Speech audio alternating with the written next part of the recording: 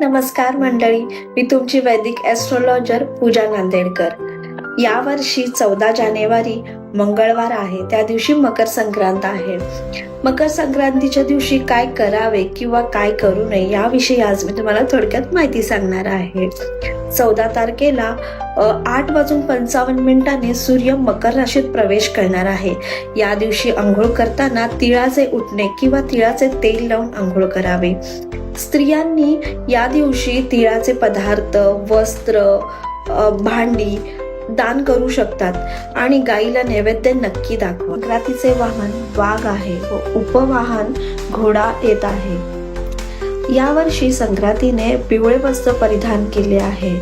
पूर्वीपासून प्रथा आहे जे संक्रांतीने परिधान केलेले असते ते आपण करू नये, म्हणून यावर्षी संक्रांतीला पिवळे वस्त्र परिधान करू नये. धन्यवाद.